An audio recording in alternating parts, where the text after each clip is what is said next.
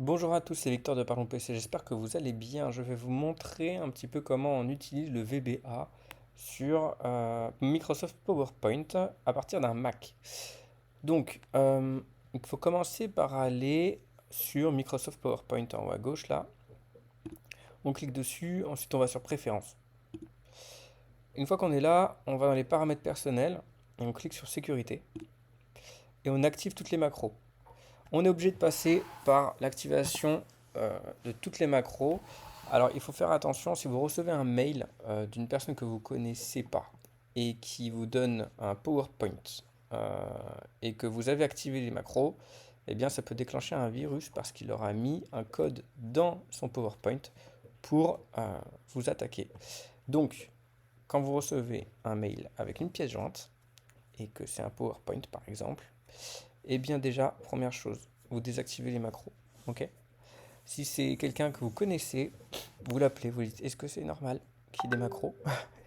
Et derrière, il vous dira oui, c'est normal, t'inquiète. Ça peut être quelqu'un qui s'est fait passer pour votre contact et qui a fait une usurpation d'identité et qui veut vous infiltrer. Donc à chaque fois que vous n'avez pas besoin des macros, vous désactivez les macros dans Microsoft PowerPoint, dans Excel, dans Word, partout. Ok? Voilà.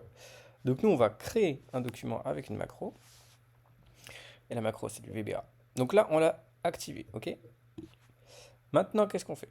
On va aller dans Outils. Ensuite, on va dans Macro. Et on clique sur Virtual Basic Editor. On se retrouve sur cette fenêtre. Là, on va cliquer droit sur VBA Project. Ok. On clique droit. Ensuite, on va sur Insérer. Ensuite, on va sur Module. À partir de là, on peut écrire le code qu'on veut. Moi, je vais faire un code que j'ai chopé sur Internet. Et là, à partir de là, on clique sur Play en haut. Voilà. Et ensuite, on voit que le code s'est activé et a généré les informations que j'ai demandées. Voilà. Donc, c'est simple. Quand on a tout le code, il faut juste savoir le faire en fait. Euh, il suffit de récupérer un code avec ChatGPT ou autre. Vous demandez à ChatGPT de vous faire un certain code pour un certain besoin.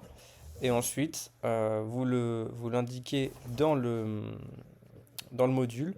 Vous cliquez sur Play et vous avez votre résultat. Voilà. Passez une bonne journée et à bientôt. Au revoir.